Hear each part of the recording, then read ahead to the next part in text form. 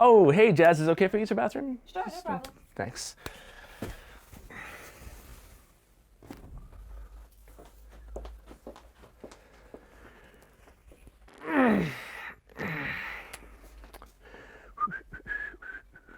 So you're looking forward to the show?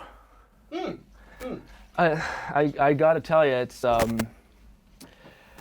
was really looking forward to coming over. It's I've wanted to meet you for a long time, and I'm getting married in December over here in Ireland if you're around. But when I heard you're coming over here, it was tough on me because for a number of years I've thought about you, and I don't know if the meanie isn't in the equation at some point. Do you think that there'd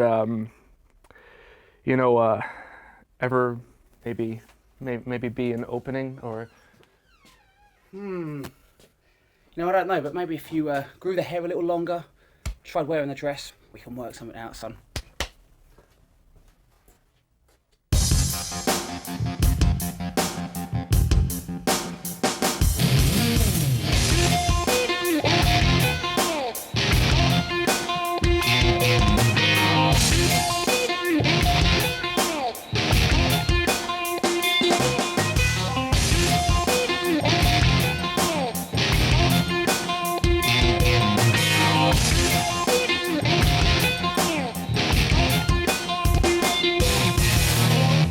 Joining us on the line now from Washington is the editor of the Figure 4 weekly newsletter, Brian Alvarez. You can check out the newsletter at www.wrestlingobserver.com. How are you doing this week, Brian? I'm doing pretty good. Good stuff. Oh, If one does it, you all have to do it. That's the rule. Okay, we're going to start off with NWA TNA. What's the deal with them and TSN? Because TSN is the network up in Canada. I used to watch when I used to live in Calgary. It's really big up there, obviously. And there's this great big deal where TNA are getting on TSN, and suddenly WWE realized that was happening. They're like, no, that would be like us being on the wrestling channel. That's bad. So they said no to that. Are they going to show up on TSN at this point? What's going on? I actually have no idea what's going on with TSN right now because, like, the public story is so childish that I almost believe that it's true. Oh, really? That TSN is upset that word got out about this show. Scott D'Amore was on Don Callis' radio show and talked about it. But didn't people already know before that? Yeah, people already knew about it, and he went on and talked about it, and this made them very upset that they weren't the first to announce this. And it seems so childish, but at the same time, it's something that I've seen before in the TV industry, so I wouldn't be surprised if that's what actually happened. Oh, gosh. But WWE was upset, and I think that they were mostly upset because it was going to be taking place on Monday, which is the same day that Raw takes place. Mm-hmm. So, if that's a huge issue, just put it on a different day. Yeah. So, I'm still trying to figure out if it's going to air or not, but last I heard it was not going to, but that could pretty much change at any time. How are we looking heading into the pay-per-view? Are you piped? Piped? Are you hyped for it? I'm not piped right now. You're not piped right now. Well, that makes a change. Thank you. These people have seen the video footage.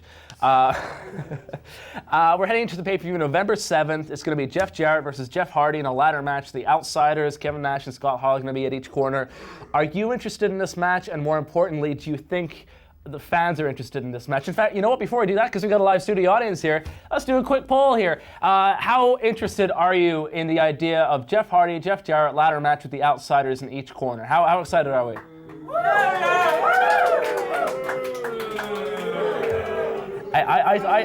Interactive radio show. I think that was about 10% excited, about 40% angry, and 50% just too drunk to say anything. Well, you know what's funny is if like everybody in the studio audience today normally buys WWE pay-per-views, and 10% are interested in the TNA pay-per-view, then that's actually about right.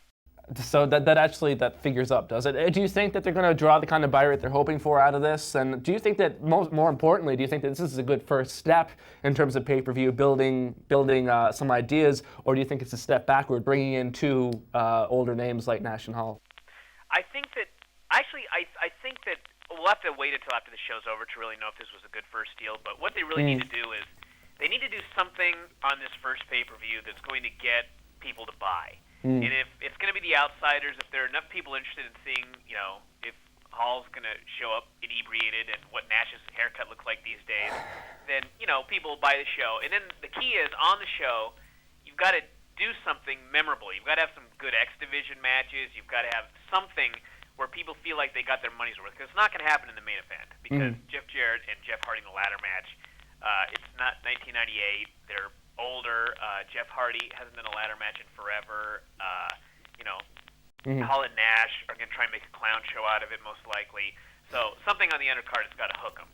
And, I'm not sure if it will, but they've got a minis match on there. They've got America's Most Wanted, Chris Daniels in primetime, which should be good. Petey Williams and AJ should be good. So should be very good, yeah. It could be a good show, and they need it very badly. Okay. Moving right along, right here in Ireland, Shane McMahon said to The Independent that they're looking to expand their ventures, and he included boxing under that umbrella. Do you see WWE getting involved in boxing in the near future? And if so, what do you see coming out of it? I can't even fathom Shane making this statement. Vince promoted boxing long ago and lost his ass, and he's promoted a lot of other stuff and lost a lot of money. And I think the difference now is that they're making so much money that even when you look at like the XFL debacle, I mean, they lost millions, tens of millions of dollars, and they came out of it fine, aside from Vince losing his mind. Right. So I think that they figure they've got some extra money to spare to try some of this stuff, and if it fails, it fails, and if they make a hit on something, then that's great. But it's different than like in the the early '90s when they were losing money.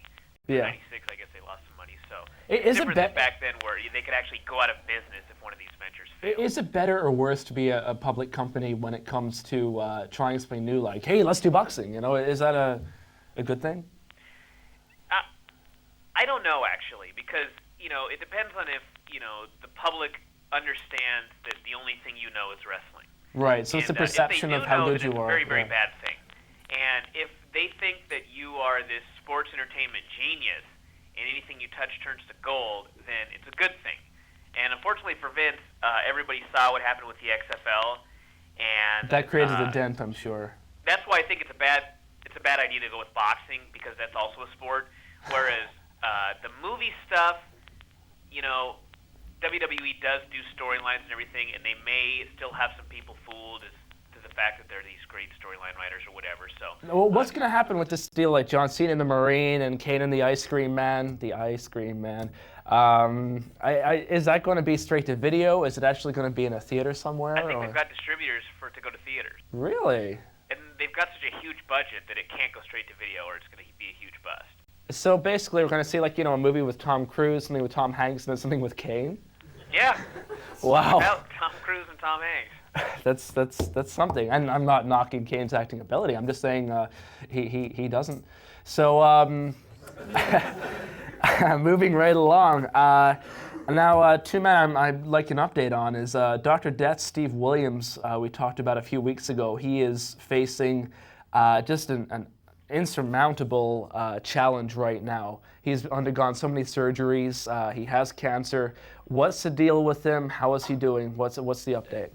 I don't know if insurmountable was the best word to use, but he did undergo surgery on Sunday, and he came through it fine. So he's actually hoping to be out of the hospital in a week. So things are as good as they can be, really, with Steve Williams right now. So that's good. What's his prognosis at this point? I really have no idea, except that he's out of the hospital. So when you're out of the hospital, that's good news. So I know nothing other than that. And I heard this past week that the Dynamite Kid has had to have a piece of his leg amputated. He is, of course, in these parts, a legend, as he is all over the world in this industry. Do you have any information at this point as to whether this is going to be a setback for his personal life? Because we know that he's been a recluse. He's been reclusive for the last several years. He doesn't do many interviews. He doesn't do many appearances at all. Is he going to make a recovery from this situation? The Dynamite Kid one is weird because, like you said, he's a recluse, and I know some people that know a lot of people in wrestling and cannot find him. And I also know some people that, I idolized him growing up and would very much like to, do something to help him, whether that be help raise some money or whatever. And nothing ever comes about because he's hard to get hold of and find and arrange these sort of things. So I don't know. It's very strange. That's all I can say about it. Okay, Brian, thank you very much for joining us this week on the Bagpipe Report. Our studio audience would like to express their love for your work and your newsletter right now.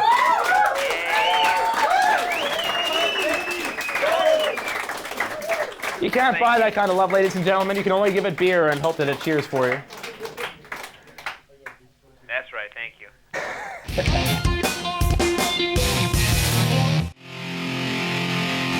3 roads that promise you the same thing. One chance, a time to gamble everything. You'll know your fate when the last man standing. One man serving to another. One life acting as a brother. Don't need respect, revenge is sweet. There's nowhere to run, nowhere to hide.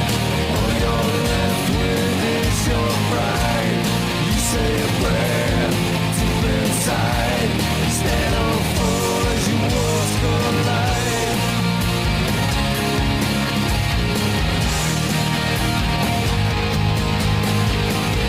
To be a hero to a nation, blood flows in search of adoration. This one and only expectation.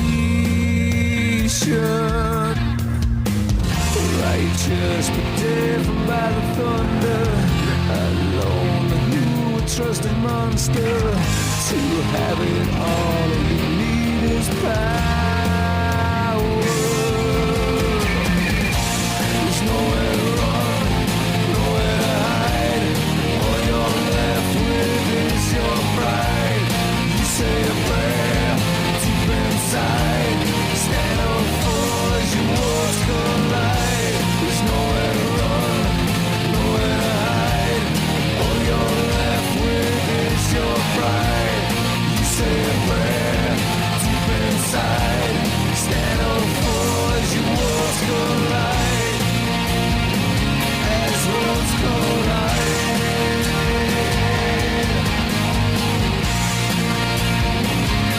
Worlds collide.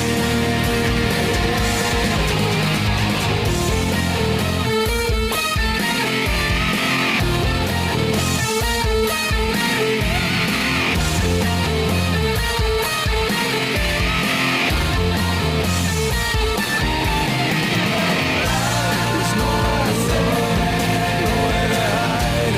All you're left with is your pride. You say a prayer inside. Stand up full as your worlds collide. There's nowhere to run, nowhere to hide. All you're left with is your pride. You say a prayer deep inside. Stand up full as your worlds collide. As worlds collide.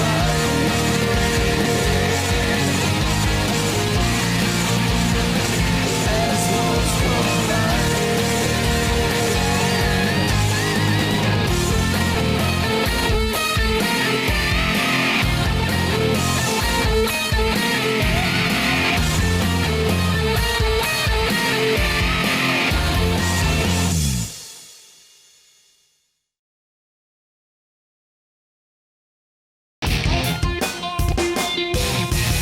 Ladies and gentlemen, will you please put your hands together for the lovely and talented Jasmin St. Clair.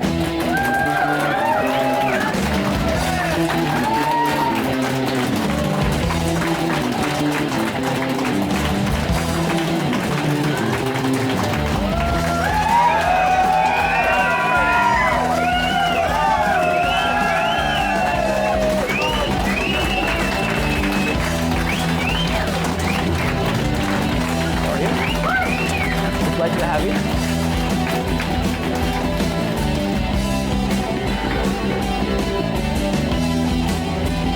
Okay, now our Our strategy here is that, of course, we were watching the show last week, and we figured that maybe if we use enough of this stuff, then Brian Alvarez won't be able to get his hands on it, because poor Brian has a problem, and we're trying to help him with this problem. And the best way for us to do that is to Drink party for on. him. To drink for him, exactly. So I'm Wait, you want a little bit more of this? thank you.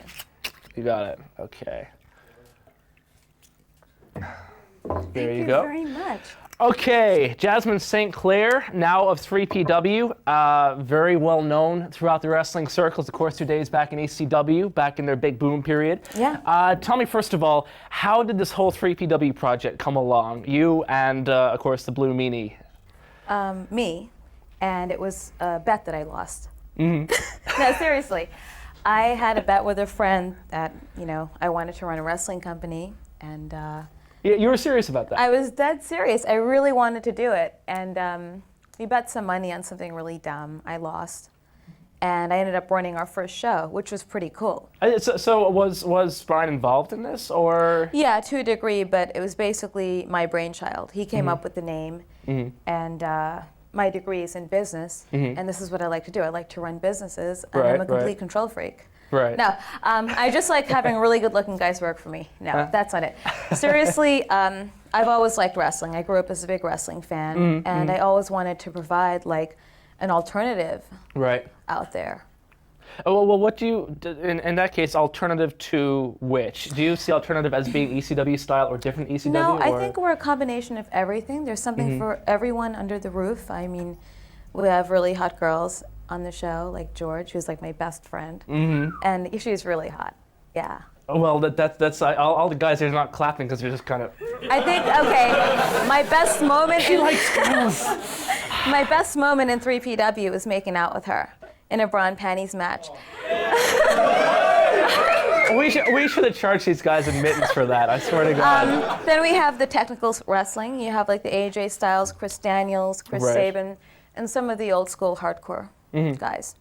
How difficult is it for you now to promote, and this is a question I asked Alex Shane, because of course you're in that elite club of people who both promote and perform. Of course, right now you're managing the Pitbulls tag team, Pitbulls 2004. How difficult is that for you to balance that?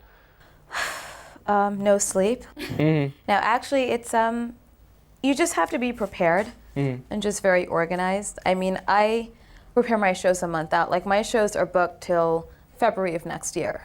And everything's done a certain way. I have an assistant that helps me with the stuff at home. Then I have the 3PW stuff going on, and then other things I do.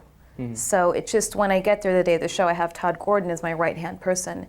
He books the matches, the finishes, we go over everything at the beginning of the show, and I just get there really early. And try to get tons of sleep the night before if I don't go see a band play, but I have this really bad habit of going to concerts. It's really bad, it's gotta stop. So do you book your character, or does Todd Gordon do that? Todd Gordon and I go over everything. Like we go over it on the phone, like for 2-3 weeks straight at a time, what we're doing. Here's a list of who's on the show, blah, blah, blah, blah. And then we just go through who we want and what we're doing with it. Well, I mean, of course, the obvious question is there ever a situation where he's like, I think you should do the job in the first match? You say, well, I think it'd be better if I made out with a woman in the main event. Is there ever where there's a clash there where you Well, there was a clash because I was really offended that she had her hand on my butt. I mean, I really thought that was completely out of line.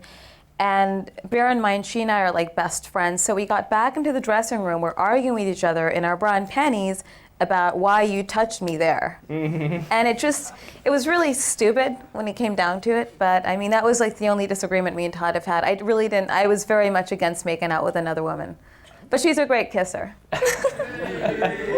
Every cloud is a silver lining. I know. The number of times that I've yelled at Todd Gordon because he wanted me to make out with a woman is just, Todd, seriously, you gotta stop calling. I thought it was a great finish, and it was never really done. And in that area, like in the whole East Coast, they don't have a lot of, pinup type girls on their shows.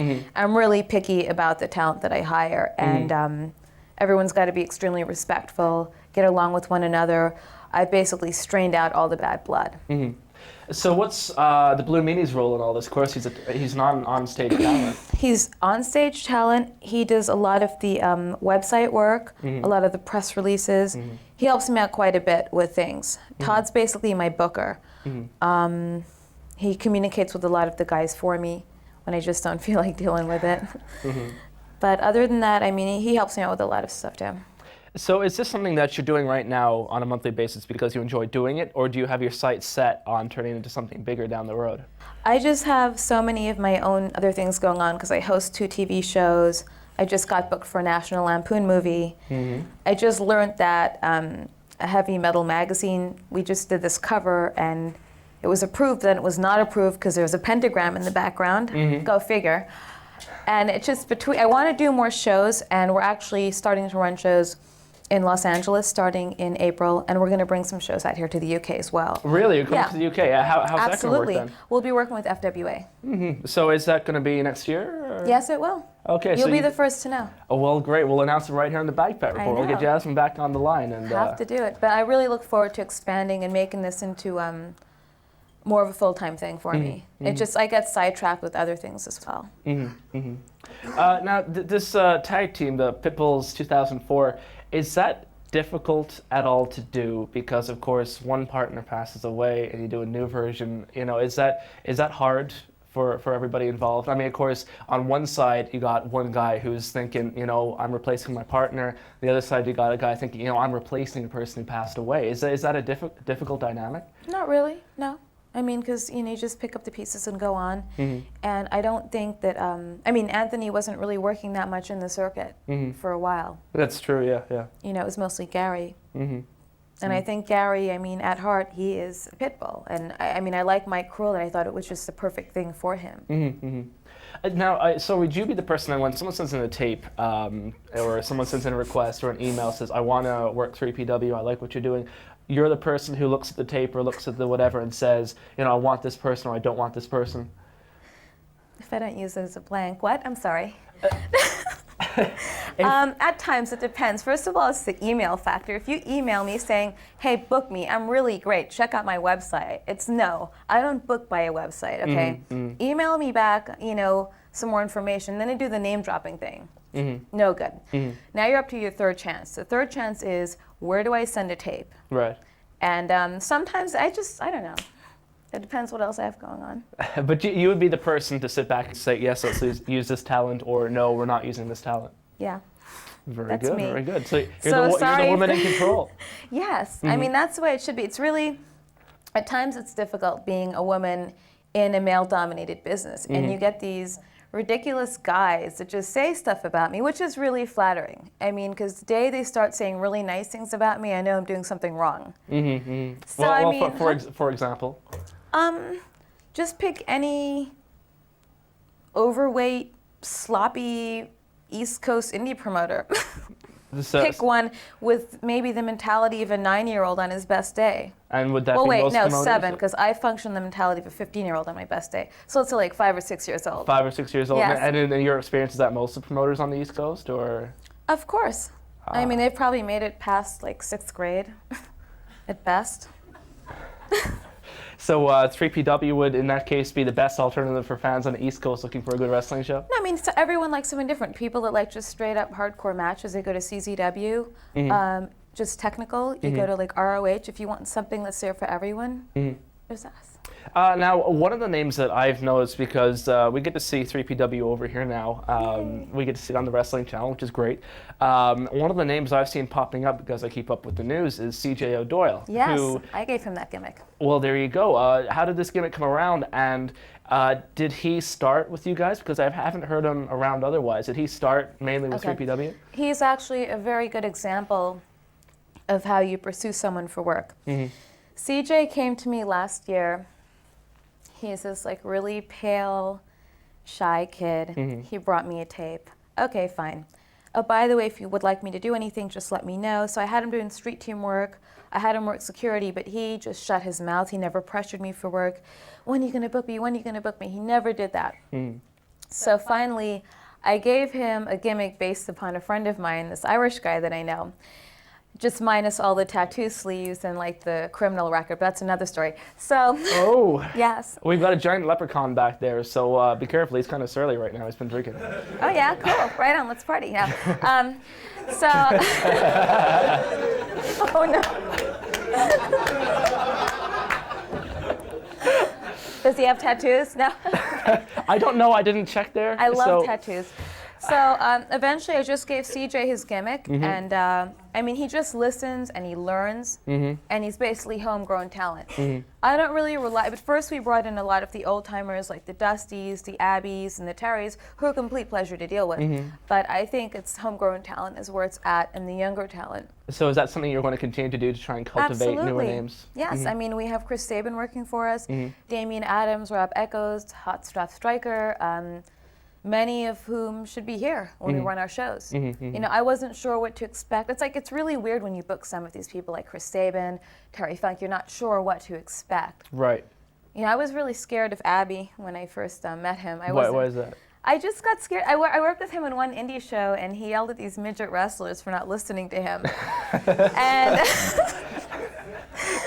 he showed up at the airport. We couldn't find him at the airport. We went looking around for Abby. I'm like, have you seen this guy? He's a wrestler. His name is Abby the Butcher. I'm like, probably going to get arrested. It was like right after the 9/11 incident. Right. So he was in one part of the airport. We're over here, and I thought he was mad. So I just made it a point to show up late to the building and just let Todd deal with him. Oh, God. But he was completely delightful to deal with.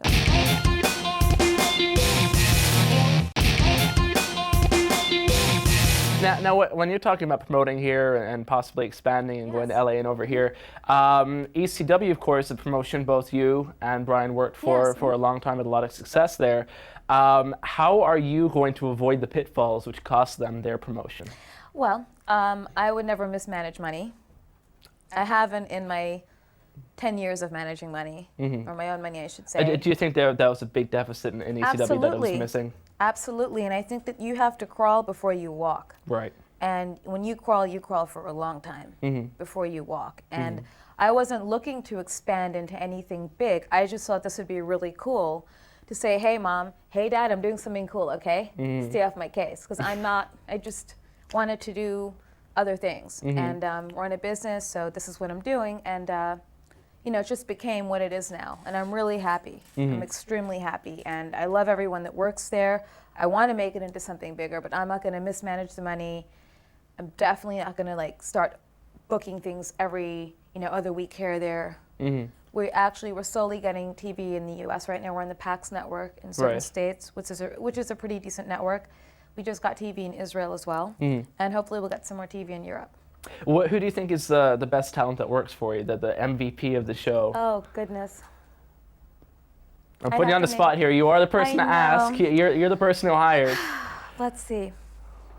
Besides AJ and Chris, I think AJ and Chris and Christopher Daniels. Yeah, Christopher Daniels and. Are you using notes? Are you using prompting there? No, I'm looking at the back of the DVD cover. I would say Hot Stuff Striker, Matt Striker. Matt Striker, right. Do you think we'll see those guys over here then when you promote over here? As long as these guys don't go to jail or don't get into any type of trouble, of course they'll be over here. Well, that's a new story in the making. They haven't been in jail, by the way. I'm just, saying. Right. Now, what do you do? Of course, these shows are once a month. What do you do with your free time? I know you mentioned that you're in a movie. I rock out. I do. I go to every heavy metal concert there is. I crank up my music. I go to the gym. I work out. I host a show called the Black Metal Bible. I've interviewed a lot of black metal bands, and I'm also doing another project called Hollywood Rocks. I've interviewed a lot of hair metal bands. I'm interviewing Wasp on Friday night, which is cool. I'm a big Wasp fan. What else do I do?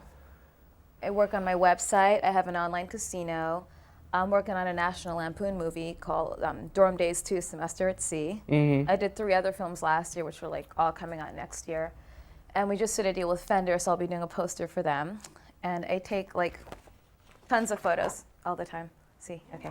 I think I offended your audience. I'm sorry. Then I also have to work. I have to work on the DVDs always, so that's another thing. I mean, but 3PW is basically. We got anything to plug here? Yeah. I get up maybe 6 o'clock every morning. Listen to my music, watch the news, have breakfast and work out, then come back, and then my day starts. And so you obviously keep very, very busy. Yes, and autograph appearances. By the way, I do have to apologize about something. What was that? I know I was supposed to show up at some place, Extreme Central UK, I think the fact you called it someplace is probably re-insulting. No, I didn't mean to do that. I just, I don't know if if there are any fans watching this that showed up, and I just want to apologize. There was some kind of miscommunication with someone on my end or whatever. It's a long story short. It was a big miscommunication. I just feel bad that people showed up and I wasn't there. I'm not like that. Okay, now, so we're talking about all the different projects coming up and all that. One thing that I find very interesting is that the 3 businesses you've been involved in most, which is, of course, your past business Yes. of being in the pornography industry, Right. The wrestling industry, and you've been talking about being in the music industry. Music. Those are, well, in terms of doing just hosting a show, yeah. Hosting a show. Well, hosting a show, it's like, geez, am I not in wrestling? I got to meet like a lot of really cute guys, by the way. Long hair, tattoos, loud music. That's it. She comes to wrestling for the fun, music I for the come to good-looking wrestling guys. for the guys. I'm just joking. Yes, cute leprechaun, okay.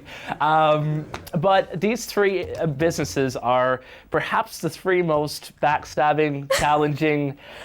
Which is the worst one? The wrestling? The wrestling, no, because I love that, and it's really nice to see these guys get out there and show their stuff, because they feel like they belong there, and I really like that. I enjoy that. Right.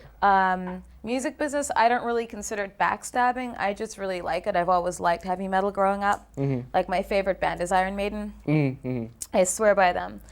And I've never seen it in that aspect. Then again, I never played in a band. So Right, so you've been more of a journalistic capacity. So. Right.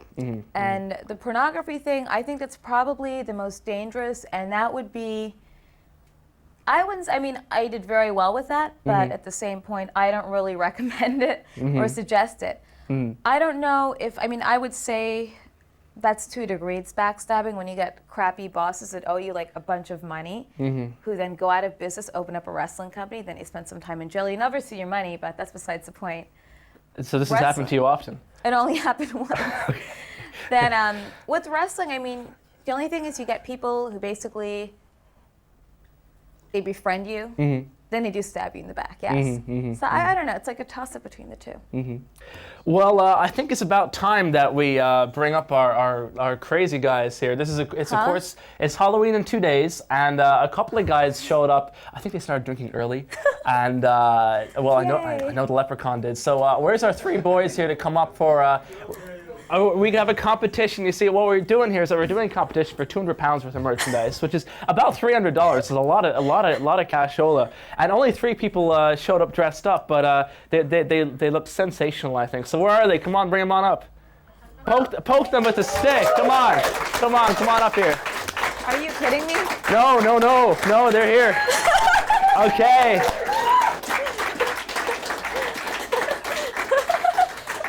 Okay, so, okay.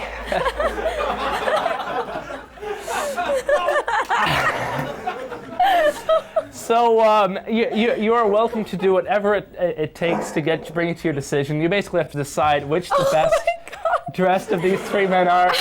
I do have one question though. Shoot. Are you trying to dress as like Angus? Yes. Okay, all right. I was going to say, Can you introduce play yourselves. guitar? Yes. Introduce yourselves one by one then. You are. Eddie Bolton. Okay. You are. Homer Simpson. Okay, any inspection needed, or have you rendered yourself a conclusion? Could you like air guitar? How old are you? 17. Can you air guitar? Yes. Well, let's see you air guitar.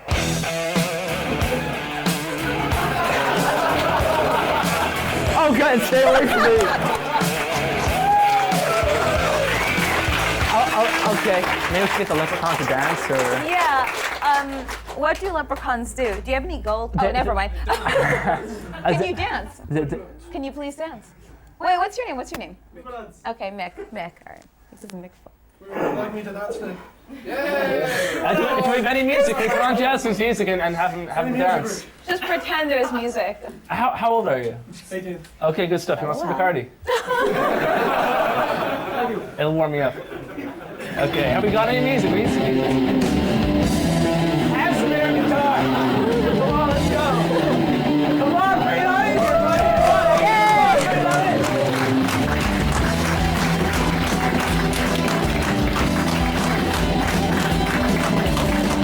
Oh, you're so good at finally.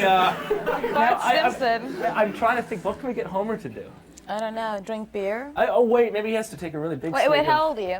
21. Excellent. Okay, we have to have him chug something because it's Homer Simpson. So What can we have him chug? should we take a shot or a beer or what do you think? A beer. A beer? Okay. I think he drinks a beer. He's a Let's beer get a guy. beer up here. Are you allowed to drink? Only Okay. slide it up slightly. You're Homer Simpson, damn it. Kayfabe. Okay. Okay, can we bring a beer up here? What's your brand from down there? What do we got? Bulmers. Let's bring a cider up. I can't believe this. Okay, let's bring the music back and get a drink and come on. Let's go. Come on. Keep going.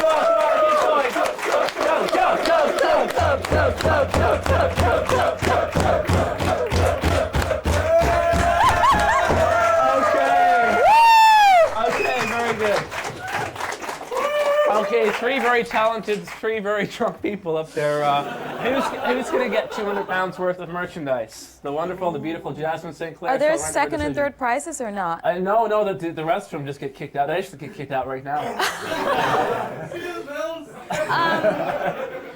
Well, okay. 50 quid each.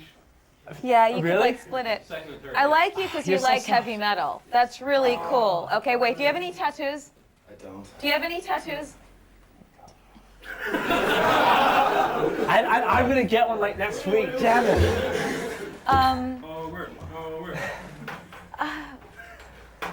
You know what, this is just, The pressure. the pressure is just building up. Very difficult. Well, we could do something like sort of marriage deal. You could stand here, face the wall, throw the pumpkin behind your head, and whoever catches it. We can make it really violent. You see? They said we wouldn't get wrestling in the studio, but they were wrong. Should I do that? They were wrong. Have a shoe. God. Okay, it's between these two. So Homer's out. Yeah. Oh. Sorry, Homer. I still love you, though. He's gonna hit me with the bottle. Oh, Okay. Well, what is it? All right. What do these two guys got to do then? You don't have the long hair, dude. You so don't rock. No. Grow your hair out, please. Get some tattoos and visit me in a couple of years. I like you. Are we giving some leprechaun? The leprechaun gets it!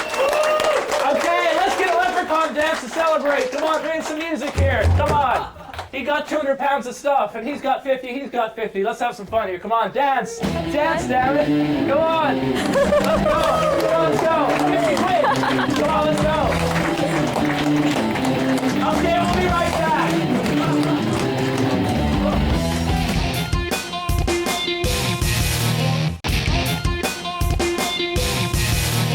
Okay, it is now time for a very special Q&A where our live studio audience is going to get the chance to talk to the show stealer Alex Shane and a beautiful Jasmine St. Clair. Okay, Andy, can you take us away down there? What we got? I was just wondering, Jasmine, do you have any tattoos and what are they? Yes, of course I have tattoos. I have a Hello Kitty tattoo here. Can we see it? It's under my boot. You want to take my shoes off? Yeah. Is that a question? It's right here. Right here. It's Hello Kitty. Then I have, do you know Iron? Are you familiar with Iron Maiden? I have an Eddie tattoo right here. It's here. Then I have one on my tailbone. Okay, let's get a camera. It's right here in the swelt of my back. Then I have one underneath my neck right here. I'm going to get something over that, though. I want to get more tattoos, though. Thank you. You're very welcome. Hi, I'm Alan. Alex, what's been your favourite match ever in the FWA? Involving myself or just... Not necessarily anyone. It's a weird... Yeah, obviously not. Yeah, to be honest with you, probably my favourite one so far has got to be... I don't know if you've seen British Uprising 1, the opening three-way dance between Jack Xavier, James Ty and Raj Ghosh. The reason that was so important was because it was the biggest show we'd ever done to date at the time, and we took a massive risk by putting in three guys. I've just learned how to say three. You know, the guys from London say three, I'm saying 3, so I'm trying to say Well, as much as you invented the language, so you can say whatever you want. The rest of us just follow you. three-way dance, and basically it was really important for us for that match to be good because it not only set the standard for the rest of the show, but also it was 3 guys in there who are relative rookies basically, and end up being probably the match of the night in my eyes anyway because it was so innovative. But we're doing the same thing at British Uprising 3. Oh, these are 3s. That's a magic number, isn't it? But yeah, we're doing the same thing at the next Uprising. So you know, but with different guys. So there's a lot of pressure on those guys. But if they can get anywhere near the level of the guys in that opening three-way dance, then I think that'll be very good. Excellent. Who have we got next? For Jasmine, where did your animosity with Francine come from? Because she's a backstabbing, glorified ring rat.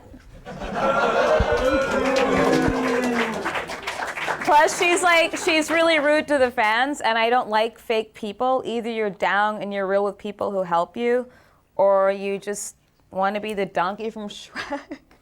No, I don't like fake people. I don't like fake people. I may be very fake, but I'm not fake. The heart's real. The heart's real. The brain's real. Who we got next? If both of you could poach a big name away from WWE and money or control issues wasn't a problem, who would you pick? Is that to both of us? Both of us, yeah. What did he say? If we could poach someone away from WWE and money wasn't an issue. Or control issues Or now. control it, yeah. Who would it be? Chris Jericho. Why? Because he likes heavy metal, he's hot, and... No, actually, I think he's an excellent wrestler. wrestling promoters are... He's an excellent wrestler, and you know what? I interviewed him once for my show, and he's actually really cool, and he has a great attitude. He's an excellent worker, hell of a worker. I think he's highly underused. Alex? Well, I could be really generic and obvious and say The Rock, but just because of the mainstream publicity that I'd get. I actually think if I had to pick 2 of the active roster now, the one guy that I'd always, just strictly from being a bit of a mark point of view and work rate point of view, I'd love to get Tajiri. Tajiri against people like Doug Williams and Johnny Storm would be absolutely fantastic. But I think from somebody who I think's got a lot of potential to do stuff, more just for me as a promoter to get a different audience, someone like a John Cena, you know, someone like John Cena, to get him on the cover of like Just 17 girls magazines and stuff like that, because that's what we need to do. I really want to try and get a female market. Guys like Johnny Storm and stuff are good, but you know, compared to John Cena, that guy, you know, he looks like a male model. Do you know what I mean? It's someone like that who can work, has got charisma, can talk, and has the look as well. I think it's so important. So I'd probably go for John Cena or Randy Orton. Whereas Johnny Storm looks like a female model. It's 2-0 to you so far, isn't it? Booyah! I'm English invented soccer, and I'm winning it. That's right. That's the answer taking over me. And I love that. Promoter, you ask him a question, what one wrestler, and he picks 2. That's good stuff. Yeah. You picked 3, yeah. Okay, who we got next? What's your favorite joke? Oh, for God's sake. What did he say? He said, what's your favorite joke? I could say it, but I could say my favourite one at the moment, but I don't know. It'd just be beep, beep, beep, beep. It would be, yeah, it would be. We might offend people, too. Yeah.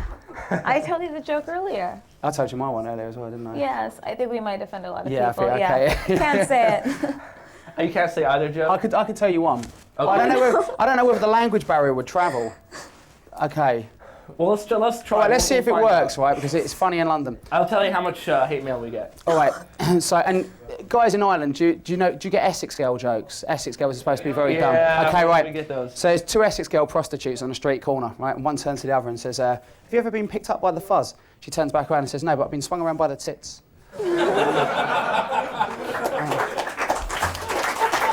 Boom, boom. It's my favourite at the moment. Okay, who's next? Hi Alex, this is a question. If you were able to wrestle anybody in the past or present, who would you be and why would you wrestle them? Probably, I'd like to, as much as I'd like to go back to the early 80s, right, my favourite era was, I was the biggest Sting mark, like, ever. Such a huge Sting mark, right? But not when he was doing the Crow gimmick, when he was originally doing, you know, the face paint and the blonde hair and stuff. I actually have this major embarrassing photo of me at 13 going and getting a Sting haircut with the little ponytail and everything. Oh, I look like a jackass. But basically, I think Sting was a really, really phenomenal babyface. And the difference between him and the other babyfaces of his day were, unlike Hogan and people like that, he could actually work. His matches with Vader, I thought, were really good.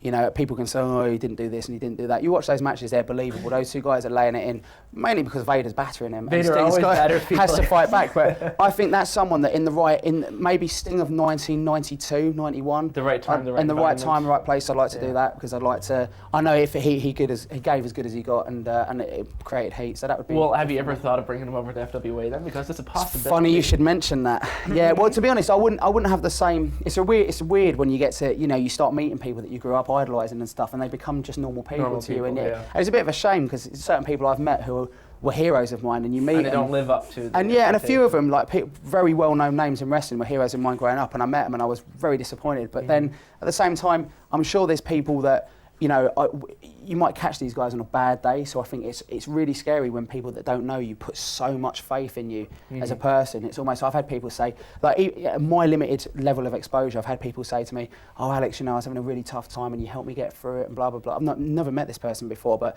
by hearing my radio show or something like that, and that's really scary, you know. So I think, you know, the idea of meeting someone and having this dream match or whatever is probably way in the past now. So I don't think if we booked Sting it would be the same, but yeah. Well, let me flip this around for Jasmine then. If you could book someone from any wrestler, even people who have been retired, different time periods, whatever, who would you book for 3PW? Just one guy.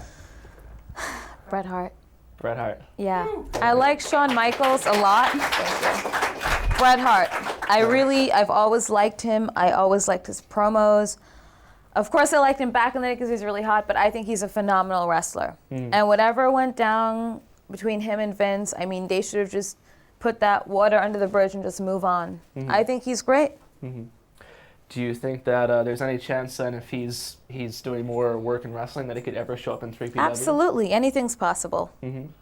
Well, excellent. Well, thank you very much, guys. And let's have one final round of applause for our two great special guests, Alex Shane and the lovely Jasmine.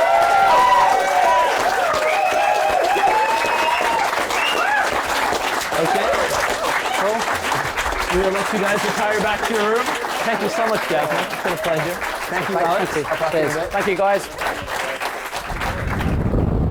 Now let's take a look at some of the upcoming events in the UK and Ireland.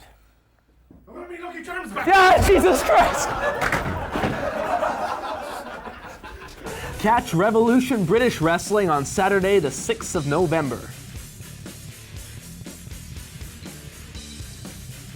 3CW have a show coming up on the 7th of November. All-Star Wrestling have double dates coming up on Friday the 12th of November and Saturday the 13th.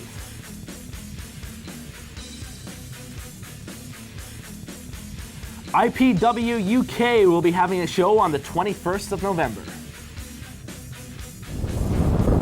Okay, now that the leprechaun has stolen his hat back, there's really nothing else to say other than you guys have a great week. We'll be right here again this same time next week. We're going to have the best interviews, the best news in the world of professional wrestling. It is the only news magazine in the history of professional wrestling right here on the Wrestling Channel 427. This has been the Bagpipe Report. You guys have a great week. Thanks for coming, everybody.